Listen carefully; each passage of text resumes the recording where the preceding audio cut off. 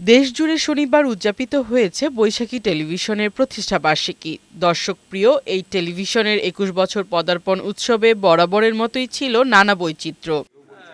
Cake কেটে ও আলোচনা সভার মধ্য দিয়ে রংপুরে পালিত হয় বৈশাখী টেলিভিশনের ২১ বছর পূর্তি। অনুষ্ঠান শেষে বৈশাখী টেলিভিশনের সাফল্য কামনা করেন আলোচকরা।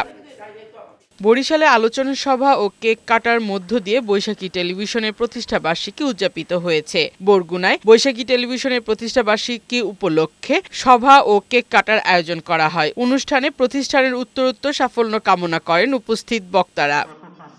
ফেনী প্রেস ক্লাবে আলোচনা সভা ও কেক কাটার মধ্য দিয়ে বেসরকারি টেলিভিশন বৈশাখী টিভির ২১তম প্রতিষ্ঠাবার্ষিকী পালিত হয়।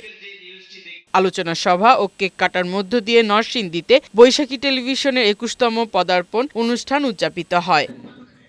মানিকগঞ্জে বৈশাখী টেলিভিশনের ২১ বছর পদার্পণ উপলক্ষে কেক কাটা আলোচনা সভা অনুষ্ঠিত হয়।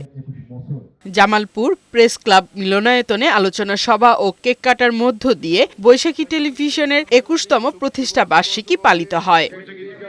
ভৈরবে বৈশাখী টিভির প্রতিষ্ঠাবার্ষিকী অত্যন্ত আনন্দঘন ও জাঁকজমকপূর্ণ পরিবেশে প্রেস ক্লাব মিলনায়তনে অনুষ্ঠিত হয়।